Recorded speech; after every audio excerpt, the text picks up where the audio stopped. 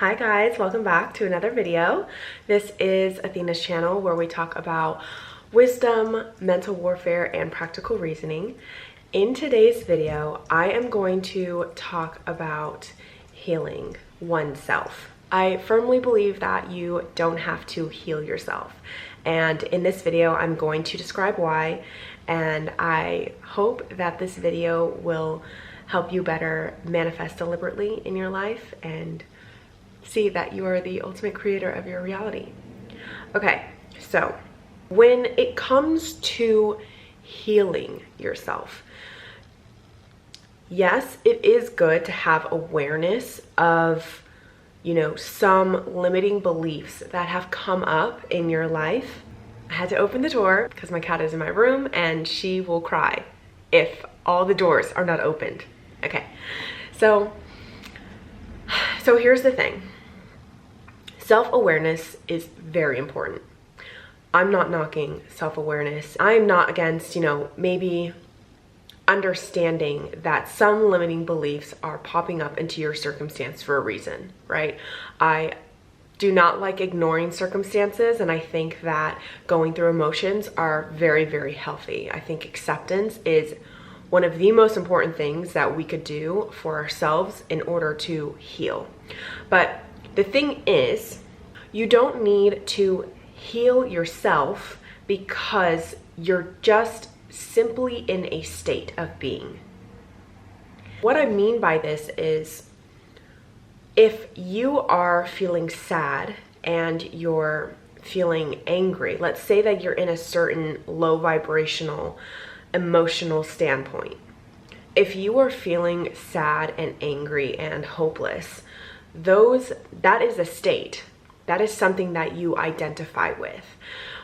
The moment, because you are the creator of your own reality, the moment that you decide that you've had enough of being in that state, you can simply switch into another one. And there's really not more to say about living in these different states.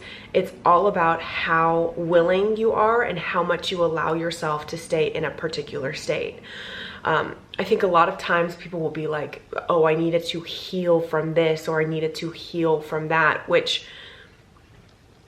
could be possible. And I think everyone has their own time period of healing or going through a process. But the truth of the matter is that you don't need to heal anything because you are the God of your reality. You don't need to fix anything because nothing is broken. You don't constantly need to forgive yourself because you've already been forgiven and we've been saved by grace. Each individual is inherently perfect through God's grace that we have been given. And God lives within us, so it doesn't make a lot of sense to keep harping on your imperfections or something that you may deem negative. In fact, it's beneficial to look at things from a very neutral standpoint and taking yourself outside of this state. And what I mean by that is, when you're meditating, this is why a lot of people recommend meditation as a form of releasing resistance, is because when you're meditating, you are allowing yourself to create space. You're creating space between your I am and the thoughts that are roaming around in your brain. Whenever you receive a thought, you're not emotionally connecting to those thoughts immediately. When you're in a meditative state, and you're focused on your body, you're focused on breathing, you're creating space and a disassociation with the thoughts. You're allowing them to be free and you're accepting them as is. You're not ignoring them. You're looking at the thoughts and you're allowing them to be, and you're allowing the thoughts to stay there as long as they want to.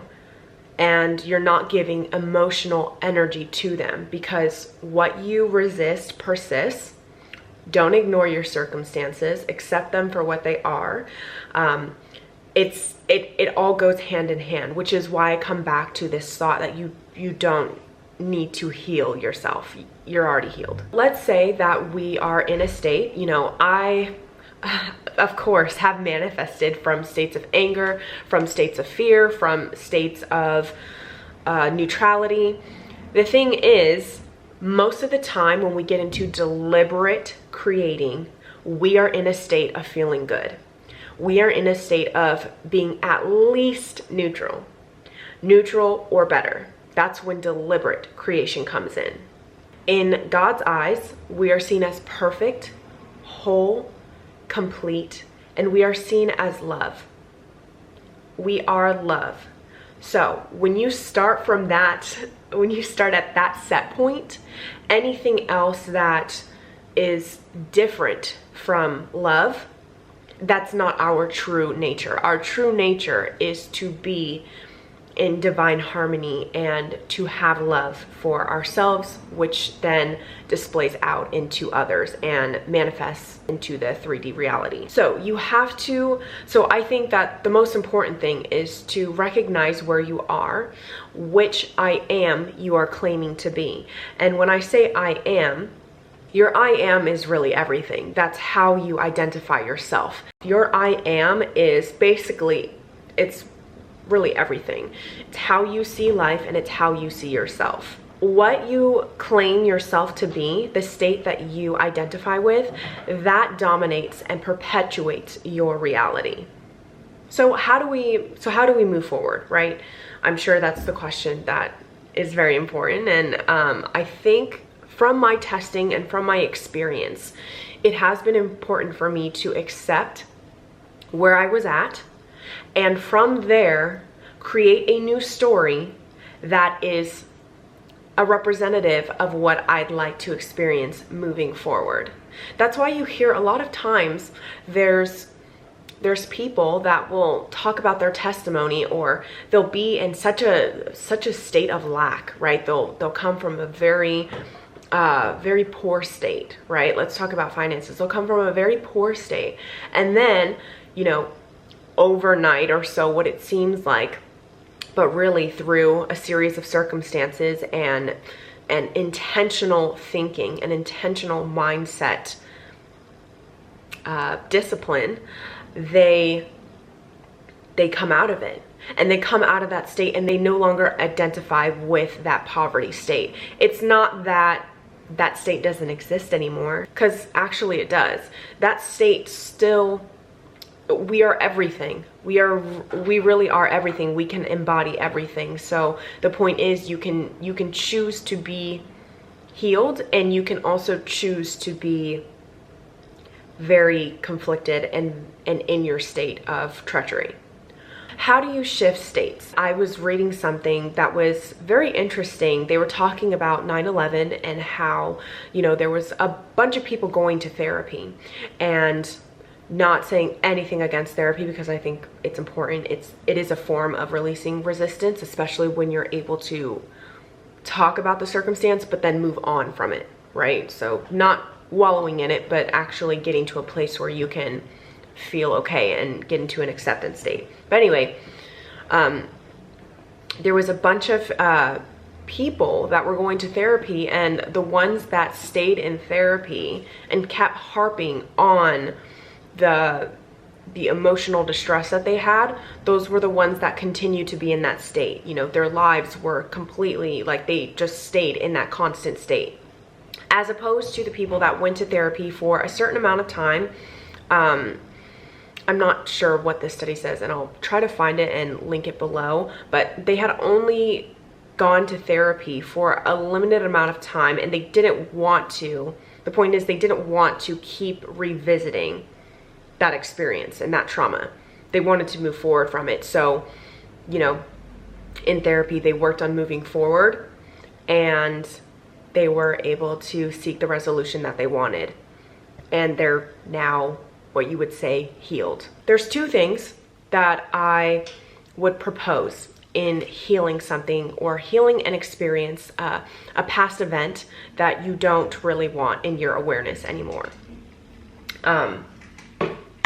And that's the thing. When you heal yourself from an experience, then you are allowing yourself to not associate with those feelings, because the truth is you can keep reliving things as long as you want to. That's how powerful the mind is. You can keep bringing things up, and that's why sometimes you have experiences where you think in your head, wow, that happened like it was yesterday, right? If you've ever experienced something like that, you'll notice that it's because you keep reliving something. And I actually read somewhere that you can only remember something from the last time you brought it into your awareness. Okay, so let's say that I experienced something when I was 5 years old. I can, over the years, keep remembering that specific circumstance over and over and over and over again, even to the point where I am now as a grown adult. I can keep re-experiencing that event in my head. However, that experience is only as clear as the last time I revisited that event. So let's say it happened to me when I was 5 years old. I thought about it when I was 6, 7, 8, 9, 10. I thought about it every day. The only experience that I can have with that past event is from the last time I recalled it. It is only as clear as that. So the past it's going to change. And each time you think about it, it will change. Circumstances will change. That's why when you recall a situation, you might have a completely different perspective on it than the person who was right there with you and experienced that thing. They might see it as a completely different way because of this phenomenon. This is where revision comes into play. You have the power to go into past events and experiences and change them. This is something that is taught by Neville Goddard, something that he learned from Abdullah, and he brought to the Western society, right? He brought to modern US, whatever. He basically said that if there is an experience that you had in your life, you can revise it, let's say before you fall asleep on that day. You relive your day in a way that was perfect. It was your ideal. You revised it. There has been so many things that I have been able to revise in my past. I may have had an argument with a friend, and then I will revise that argument, and then the next time they reach out to me, it's as if nothing ever happened. Now, in all cases, I don't like to revise because sometimes that event will have such an emotional attachment to it that I feel that it's better to actually accept it for what happened, accept that circumstance, and then also I'll allow myself to experience that emotion and then detach from the state and then move forward. So focus on what I'd like to experience in the future. But yes, so the first thing that I would like to say is you have the power to revise your past. You can go back into whatever circumstance that was, whatever event, and you can literally create a new story of what happened on that day, on that specific time. It's very powerful, so you can test it for yourself. Let me know how it goes. But revision is a very, very, very powerful way to alter your future self. The second thing that I would highly suggest is to meditate. Meditation, like I was saying, it allows you to see your consciousness and actually connect with your awareness, connect with your body and your I am, your imagination, and it allows you to see your thoughts as they are. This is neutrality. This is where you don't take the things that people say or the events that happened, you don't take them personally. This is where you allow those things to happen, you allow them to pass, you allow the emotional state to pass, and it helps so much. Because again, our natural state is to be in peace, in love, in joy with our being. Our natural state, I will repeat this, our natural state is to be love, because we are love. That is our natural state.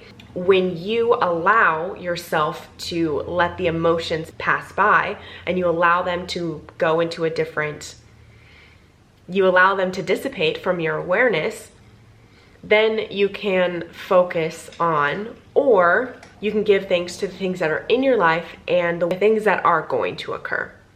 I hope that has made sense. The essence is that you don't need to heal yourself. There are so many states, there are so many ways to live out your life that all it takes is your focus and attention on something else, on a different state. That's all that it takes, because there is a version of you that will always want to be healing, and there's a version of you that's going to move forward. There's a version of you that sees everything as a problem, and there's a version of you that sees nothing as a problem. In fact, they see themselves as a solution. So I hope that's been helpful. And also, I'd say take everything with a grain of salt that I say. I make these videos because I want people out there to test it for themselves. I think that is the ultimate form of self-love, really, is to practice and to not become only hearers of the word, but doers of the word. If you are having a traumatic event, or you are going through something to where you feel like you need to heal yourself, know in yourself, this is the video for you, know that you have the capabilities and you have the power to change that circumstance and change your emotional state.